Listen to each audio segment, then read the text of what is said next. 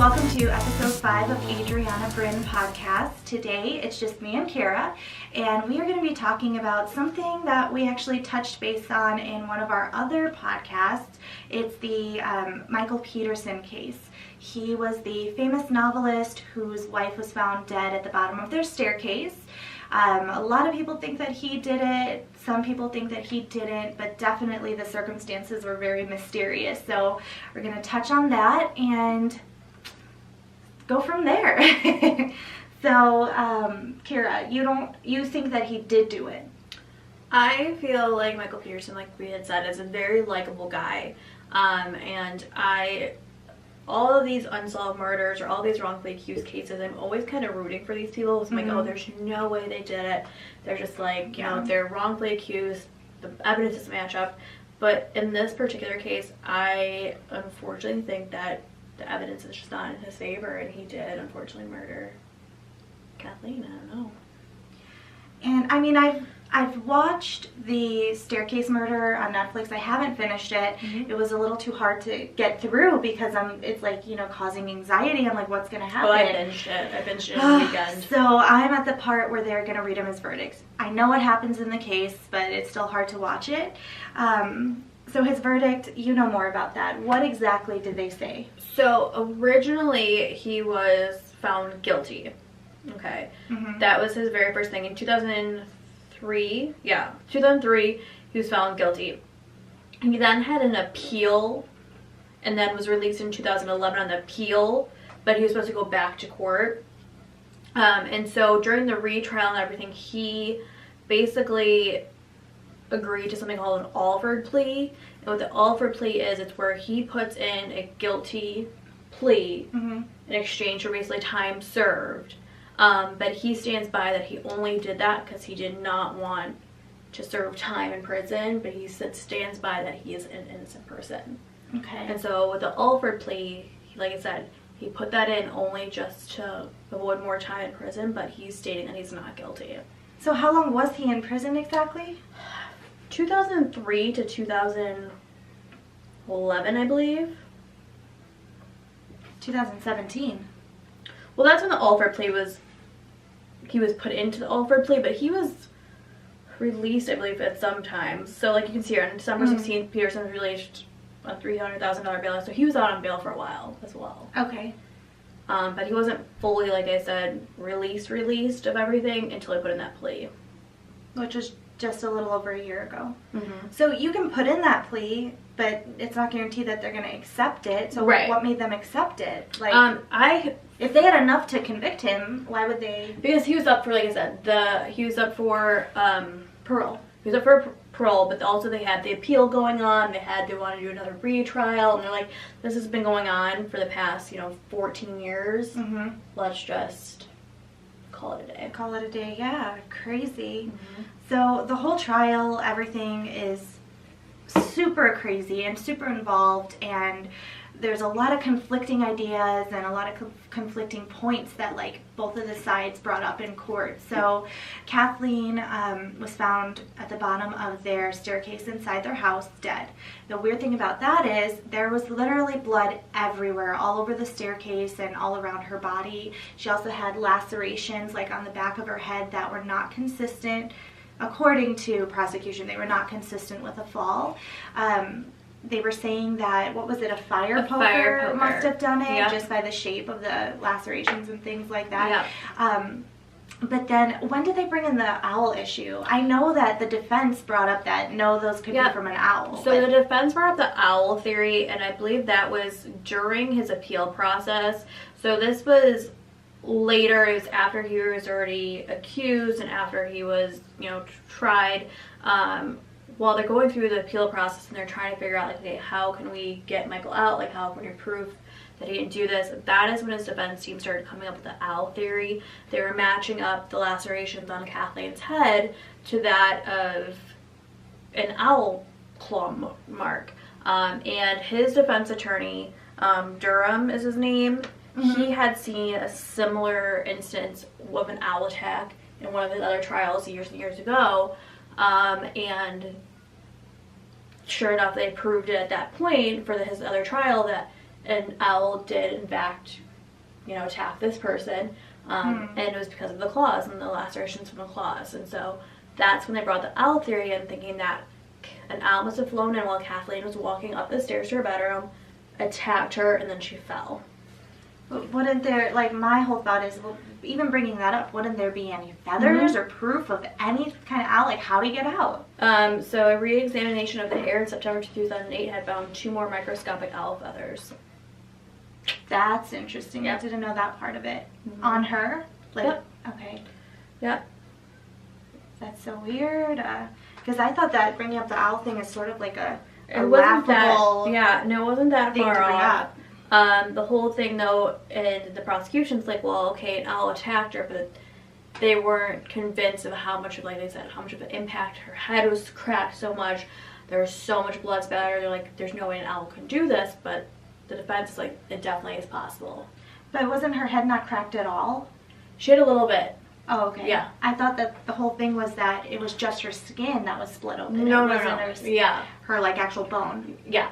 No, she was kind of mangled. Damn. That's where some of the blood spatter came. That's crazy. The whole trial was just insane to watch because, like, they had different blood splatter analysts come in and, like, they were given conflicting ideas. Well, that was another reason for why the retrial and the everything kind of got brought to light where they can do a retrial again, because they found out that one of this blood state specialist for the prosecution, David Spital, his analysis was somewhat inconsistent, and they found that he didn't do a good job originally. He's the one on the prosecutor side? Correct, yeah. And that things, like, he kind of over-exaggerated things, that things weren't what they should have been, and what he was saying in the original trial weren't adding up to what they had actually found later and analyzed. Well, he was saying that there was, like, cast-off patterns of blood and things like that, and there wasn't. And then the defense brought in their blood splatter analyst, and he said that, yes, you have this one drop on the wall that may be a cast-off pattern, but there's no pattern. And he's like, you can't say that there's a pattern if there's just one drop. Like, one drop doesn't make a cast-off pattern. Like, where's the rest of it? And I thought that was a great point. Yeah. So originally, apparently, I guess, his name was Deaver, the original bloodstain analyst, and he had said that he worked on over 500 bloodstain cases, written 200 reports, and testified in 60 cases. So this is what he said during the original trial. So that was, like, his proof of how he's an expert on the matter. But later, after, like I said, the whole retrial, they're kind of looking further into it. His supervisor said that he only did a 2-day training course. He had only testified to 4 cases. Peterson was the 3rd case he had ever been on. Only written 47 reports, so it was completely... Why would he lie about that, though? Like, that's crazy. He wanted to be an expert witness, and they discredited that in the retrial, so... I wonder if that had repercussions, like, for his career. He did. He got disbanded, and he got suspended. Good. And, yeah. So I don't think he's a blood analyst any longer. Well, good, because obviously he's not a reliable source. He perjured himself. That's insane. I wouldn't be surprised if they made him do time for that, Like, isn't that, what is that? Perjury. Oh, yeah. Yeah. That's illegal. You can't do that. No. Another weird thing about the Peterson case, too, is the whole Germany side of everything. So Peterson had lived in Germany previously for a while. He was in the Marines. He had a friend, 2 friends, a wife and a husband. Another Marine family. And the husband had previously died of natural causes. I think he had a heart attack? I think it was a heart attack, yeah. And then shortly after, the wife was found in a very similar way that Kathleen was found. Bottom of the stairs, blood everywhere. And they had said that she had had an aneurysm and fell down the stairs, and that's how that happened. But that was never investigated in Germany. They said that that's what it was, and they did, like, a spinal tap on her or something that supposedly was, in line with it being an aneurysm. I don't know how that works. Right. And to me, the whole coincidental thing about this is, so Michael was the one that found Kathleen's body, but Michael was also the one that found It wasn't. He didn't find her. It was a babysitter. The babysitter found Right, her. but he came, so he found Kathleen, but for Alyssa's case, the babysitter found her, but he was the first one to run over there and kind of started giving the babysitter direction, like, okay. let me handle this, don't worry, like, I got it, don't, you know, to me, it just, like, I don't know, it didn't sit with me well, the fact that, like, he was just so, you know. Yeah. But, I mean, it could be a coincidence. It could be. You know, I hate to say that just because it happened there. He was also the last person to see her alive, though. True. But they did say she had an aneurysm, and she did have symptoms previously, like really bad headaches and things like that. So, you know, and then, you know what's funny? Wasn't it his ex-wife who lives in Germany? She said that she was there, and she didn't see any blood. Yet every other witness who was there saw a ton of blood everywhere. What is that all about? She just blocked it out of her memory, or is she like in cahoots somehow? I think so. She was interviewed quite a few times in the Staircase documentary on Netflix, Ex-Wife, and she just seemed very almost to go with the flow, if that makes any sense. So I feel like she is someone that would just stick by him no matter what. It's surprising that they broke up. You know. He was bisexual, she had his other quirks, and maybe romantically it just didn't work out for them, but they could have just been really good friends. So, bringing up the bisexual thing, that's really interesting, because everybody who they interviewed on this documentary on Netflix said that they had an amazing relationship, and it was just so full of love and never argued and just full of laughter and all that. But then, after she died and people started digging, they found out that he was actually bisexual and having sex with, like, men and, you know, things like that. He says that she knew about it and that she was cool with it. My thing is, if it was something that she was so cool with and that she knew about, I feel like it would have been even more public for them. Like, you know? Like, why hide it at that point? Why hide at that point? Like, if there's no... But they were a prominent couple in their community. Right, but he seemed to have no shame about it whatsoever. When he was testifying and they were going over how he hired, like, a male escort and everything, he seemed very forthcoming with it and very open to it. And so my thing is, if she was so okay with it and she was, you know, didn't mind it at all, I feel like then, yes, they would have, you know, just... it would have been a known thing. Maybe not, you know, paraded around, but it would have been maybe known to their close friends or whatnot. The fact that it wasn't makes me believe that she was not that okay with it. She was not happy with it. And that was probably a, you know, breaking point in their marriage. Yeah. I mean, I could see that if the prosecution was saying that maybe it's a possibility that that night that she died, she happened to look on his computer, found the emails back and forth and all that, confronted him, and then that's where things took a turn. That's another thing is I don't necessarily think that she didn't know. Like, I don't think it was an all of a sudden thing where she found it and then now I have to kill her. Okay. I think it was more of a calculated thing where I think she probably knew for a while, and I think she was probably aware of the situation, and like I said, she probably just wasn't okay with the situation. It was probably like a boiling point for him. Yeah. You know, he wanted what he wanted, and she wasn't really willing to compromise on that. Yeah, I could see that. That's my theory. Well, let's see what else is on. To me, I think the children aspect of it all is a little crazy. So Kathleen has one daughter, and then Michael has two sons from his previous marriage with his wife that still lives in Germany. But then they have the two adopted children. Right. The adopted children coming actually from his friends in Germany, the husband and wife that passed away, the wife that was found on the stairs. After she was found dead, he took in the two girls. I think it's strange how there's such the divide in the family where Kathleen's daughter absolutely thinks Michael did it without a question of a doubt. But at first she didn't.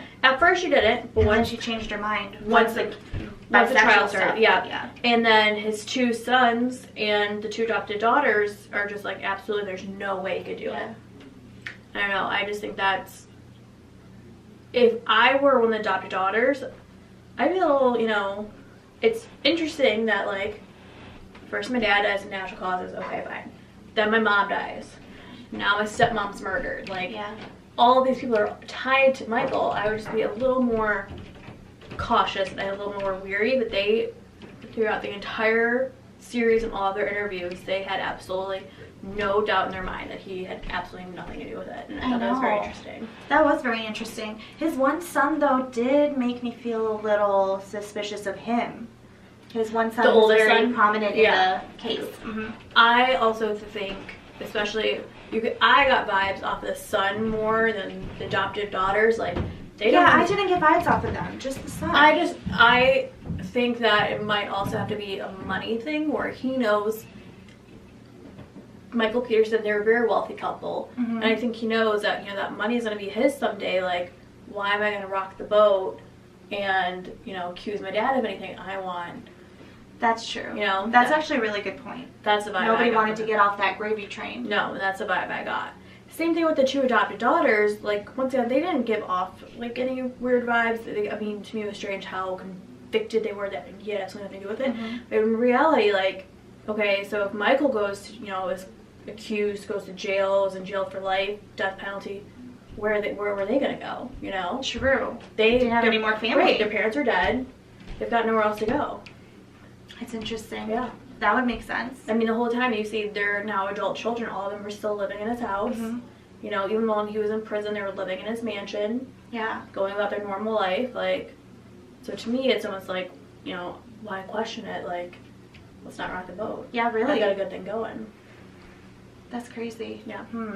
That makes sense. Whereas, like, Kathleen's daughter, they showed, like, Kathleen's sisters were very close to her. They're accusing Michael.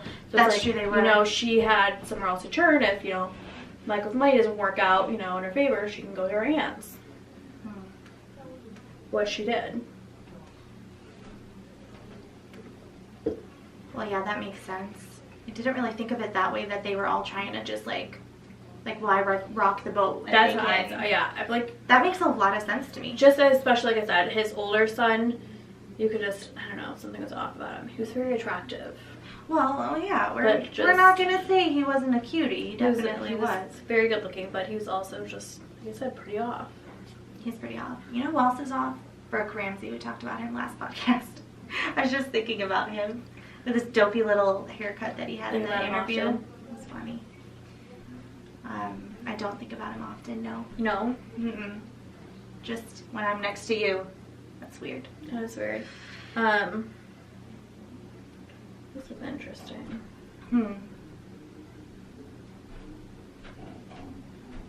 Just how he filed for bankruptcy and... What? Michael Peterson filed for bankruptcy? Yeah, but that was in... Yeah. And then... Who's Caitlin? Caitlin's the daughter who thinks he did it. Oh, okay, so... How could she do an objection to it, though? What right does she have to object to his bankruptcy? Well, she had settled... I guess she had claimed a wrongful death claim against Michael for $25 million. And so that since he declared bankruptcy right afterwards, she's now going to not collect anything. I see. So, does it say what was the outcome of that?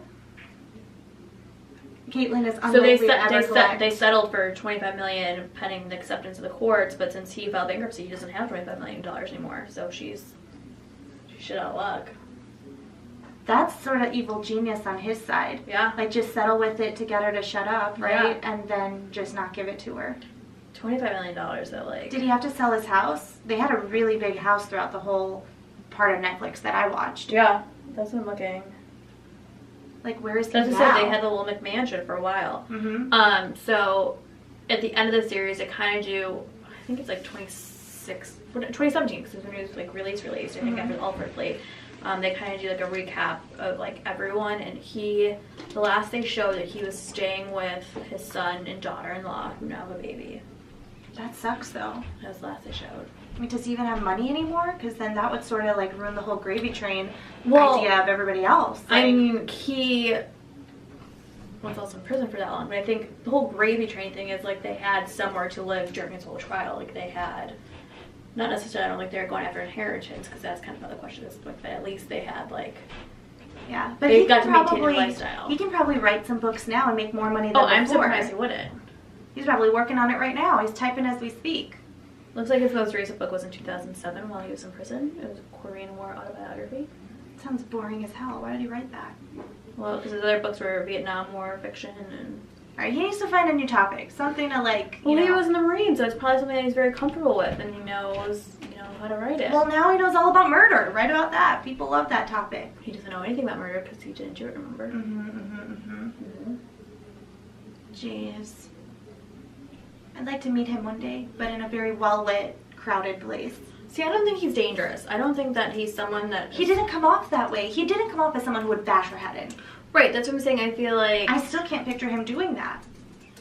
I don't know. I feel like he's not someone that's just gonna snap like out of nowhere. I feel like I said, it's a built-up thing, and then it was like over a period of time. Like finally, I was like, ugh, okay. But if he did bash her head in, yeah, where'd he do it? Because the blood splatter didn't line up with that theory either. So, I still think it happened with the fire poker. But how if there's no cast off? And they said he wouldn't have had enough strength to do it unless he did it from up high. Like if he did it like this, nobody kills anybody. The defense of that. The prosecutors thought elsewise. Yeah, that one guy who was discredited or whatever. I don't trust his opinion at all. I trust that other blood splatter analyst guy who literally explained it. And he said So you think that for sure though, then an owl did it? I'm not saying the owl thing. I still think that's crazy. I just think it's all from falling down those wooden stairs. It bashed her head open, there was this one old woman, I have to figure out what case that was. Her chairlift got stuck halfway down the stairs and she tried to get off and she fell down the stairs, busted her head open very similarly to Kathleen, and then when she got to the emergency room, when they found her and brought her there, the people at the hospital thought that she was bludgeoned with a machete, over her head because of the cuts that she had in her head. And nobody was suspecting, after they investigated what happened briefly, nobody suspected she was really hit with a machete. They realized that, she really did just fall and crack her head at the bottom of the stairs. So, it can happen. That was a very similar case. They should have brought that up. Actually, that might have happened after this happened, but still.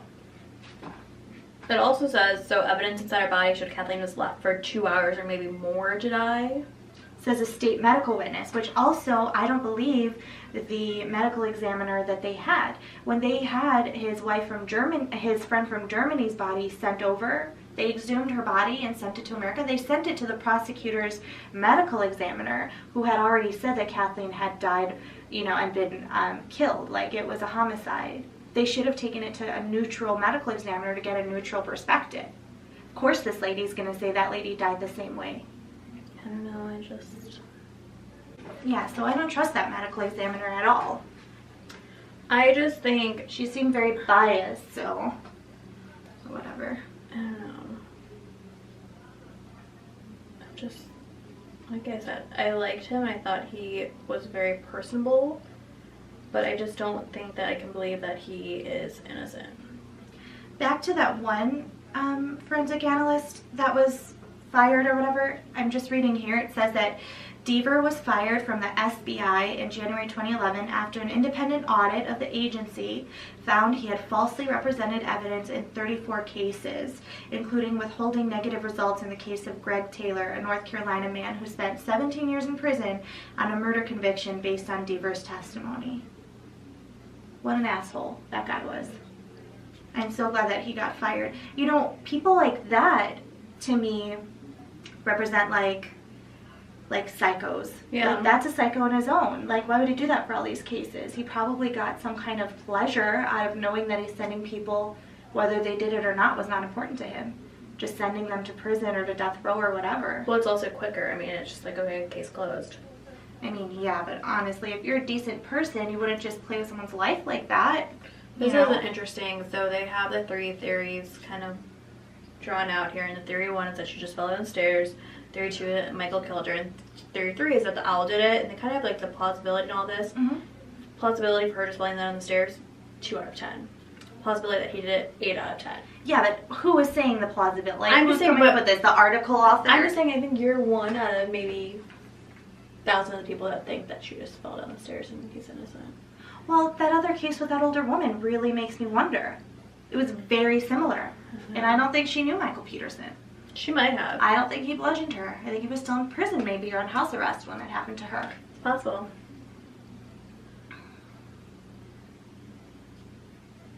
You tend to believe, you know, random people and their opinions. I don't believe random people and their opinions. I just looked at the evidence that was presented to me as if I were on the jury. And I looked at the testimony, and I looked at, you know, everything. And I just, like I said, I usually side the other way. I usually say that these people are innocent. But in this specific case, I don't think he is. That's what's so hard about these. It's like nobody can come to an exact conclusion of what happened. Nobody can say with 100% certainty that he did it or didn't do it. And it's like, you know, you've still got someone's life hanging in the balance still. Like, that's scary to me. Like, you know, so it's just like, maybe he didn't do it. Let's say the 1% chance that he didn't do it. But then they still put him in jail. It's like, that could have been an innocent person just because majority of people thought that he did it. Yeah. But that's the justice system. That's what makes it so frightening.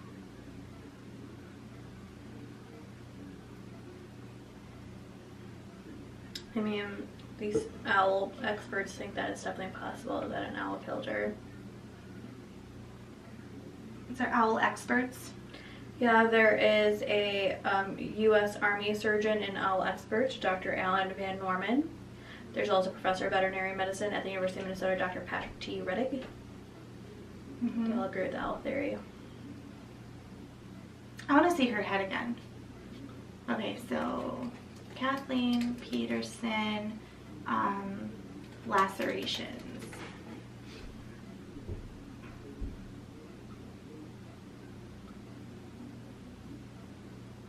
I mean, it's similar, but like you said, hot poker could have done that.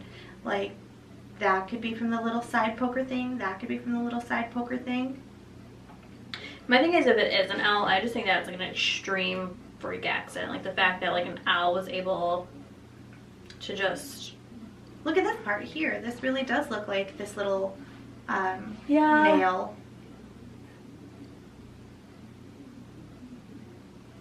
I don't know. It's crazy. I wish there was some way we could really find out. You know, like what I think happened. everyone really wants to find out what happened. But how many cases are like this where they don't find out? And maybe the people So don't many. have millions of dollars like Michael Peterson to hire a huge crew. He was very lucky with the amount of people that were on his defense team. I think like in the series they showed, there's like 7 or 8 people at that table at all times. Wasn't it $3 million? Yeah, just at for least. his team. I think it was at least $3 million because they kept on kind of asking for more. That to me, like he was very lucky that he was. He said that too in the documentary. He's like, what do people without money do?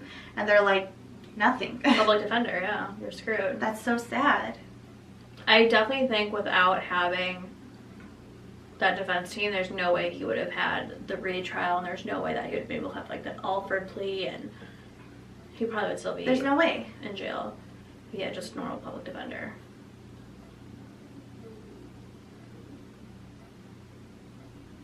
So is that why OJ got off? Because he had a ton of people too working his case, I or think what? so. I don't know that case as well. Like, I know Ryan was talking about it last time, but it's just cuckoo to me. They're giving a ton of innocent people in prison right now. Well, that's the whole thing. Have you heard of the Innocence Project? No. Oh, the Innocence Project. They work on making a murder case. What's his name? I don't remember his name. Making a Murderer, Stephen Avery. So these people also help with Stephen Avery's case. But the Innocent Project it's not huge, but it is a whole team of people that 25th anniversary that are trying to overturn the wrongfully accused cases. Wow. So, like, what kind of people are involved in it? Just, like, lawyers, specialists who are volunteering their time? Attorneys, yeah. That's amazing. Yeah. It's I'll leave huge the now. link down below so you guys can check that out. That So yeah, really there's cool. a whole... You could donate to it too. Yeah, you can see all the cases. So they actually have a ton of cases, apparently, according to their site. So these are all people that were let out? These are all people that are either let out or they're still trying to work on. Okay. There's a show... I can't believe I never heard of that before. Yeah, it's huge. Yeah, there's a TV show on it.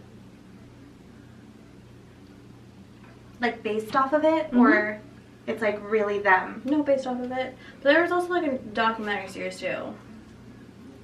I prefer docuseries.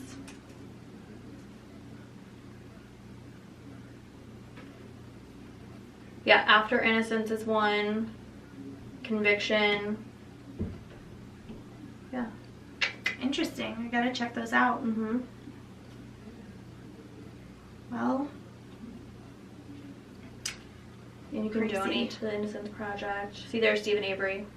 He's out though, right? Like, no, he's in jail. He's still in jail? Yeah. I never followed up with what happened. They're trying to do a retrial with him, or trying to get him. Did they get his nephew out? So I feel like last I heard something happened. He was supposed to get released, and I don't know if he actually ever got released. Exonerated after spending nearly 2 decades in prison for a crime he did not commit.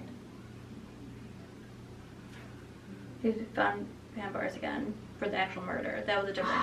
Yeah. Dang. His case was all messed up. If you guys haven't checked out Making a Murderer on Netflix, which I don't know anybody who hasn't, should probably go check it out. Very interesting case. So yeah, okay, he's not released yet. So the whole thing is, like, he was supposed to be released. They filed for a petition or something, and then the case was dismissed for his nephew. So his nephew's out. That means he's not out. Oh, they just dismissed it, like they're not even going to look at it? On June 25th, 2018, it was denied. Oh, okay, denied. So that's the whole thing, is his nephew's been going in and out. Like, they keep on saying, like, they release him.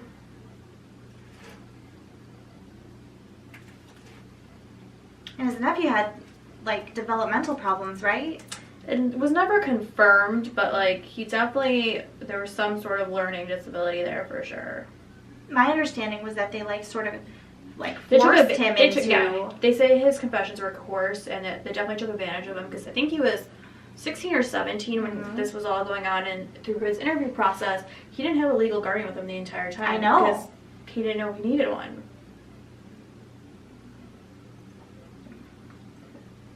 That's crazy. Yeah, I don't think he's been released yet.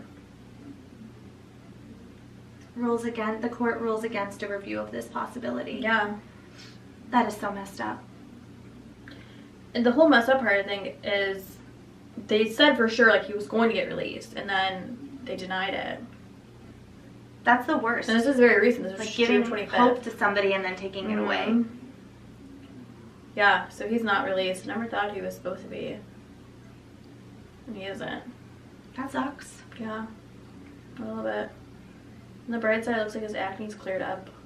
What did he supposedly say was, like, what was his confession? What was his part in it? Him and his uncle raped and murdered the woman. Oh, okay. Yeah, he fully admitted to everything.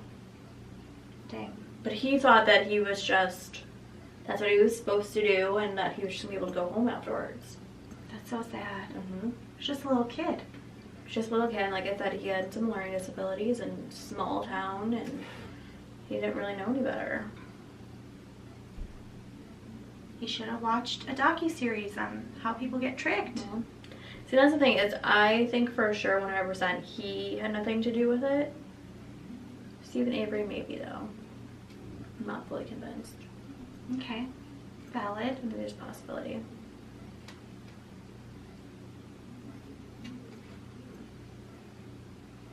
So what was it again with Stephen Avery or whatever? Like, they found her body in a car on his lot, or what was it? They found her body. They found her car on his lot, I thought it was. Oh, just the car? Did they find her body? Yeah, and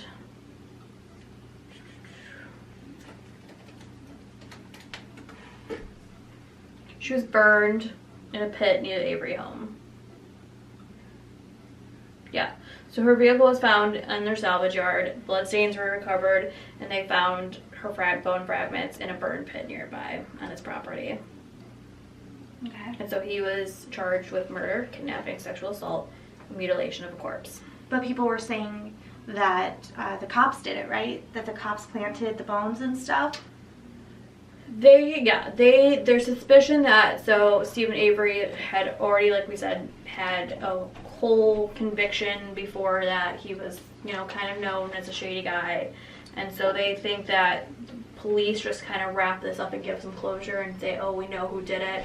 They think that they might have planted some evidence on him. Okay.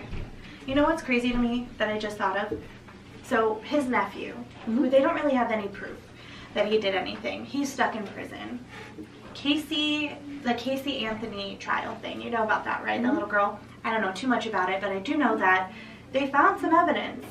Her body, like, wasn't it like cadaver dogs or something? I know the story, but I don't know. They sniffed out that they confirmed there was a dead body in her trunk and in her car at some point, and there was blood in her car. And then they actually found the little girl dead in a ditch or something. Yet that bitch is free, to my understanding. I could be wrong. I have to look into it, but I'm pretty sure she didn't go to jail. Oh, yeah, she was found not guilty. You're right. How do you find someone like that not guilty? Didn't even realize her daughter was missing, supposedly. Proof that her daughter was dead in her car for an extended period of time, enough time to decompose. And then they actually found her corpse. And yet this woman gets off. Yet that guy's nephew, who there's not really any evidence, he's still stuck in jail. There's not the real evidence, but it's the confession. Is the whole thing of him confessing is the problem. Wow. And it was like a recorded confession. They have him on tape. But the whole thing is Brendan Daisy just full on confessed. So. Well, kids, don't confess to something you didn't do because you can't take that back. You cannot. And this bitch, look at her evil face, too. She just looks like a psychopath. Did he kill a little kid, too? And it was hers, no less. She looks like a psychopath. And now she's probably making lots of money, right? Like, off of her story and whatever. Wasn't she doing porn or there was some sort of like sex tape of hers or something? I don't know, but I wouldn't doubt it. There was something. I know Octomom did something like that. Yeah, and I feel like she did something weird too. Why did they do that? They could just make money off of like selling their story probably or something. So weird. I'm stereotyping, can't see. And of course, she's from Florida. I lived in Florida briefly. There are a ton of weirdos there, no offense to any Floridians.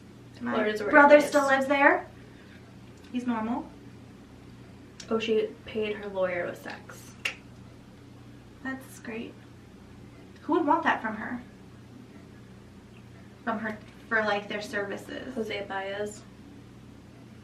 Did he get in trouble for that? Casey Anthony's former lawyer, Jose Baez, started to sue over claims he had sexual relations with her.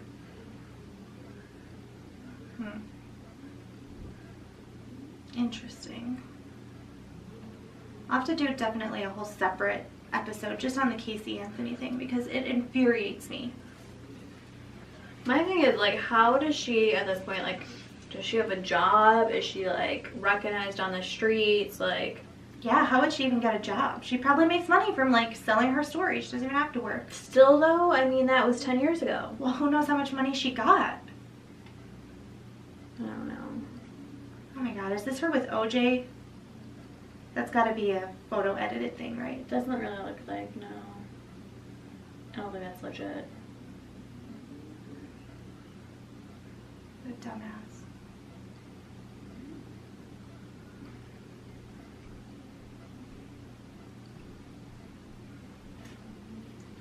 Crazy. Well, I think that brings us to the end of our episode. It's definitely a shorter one this week.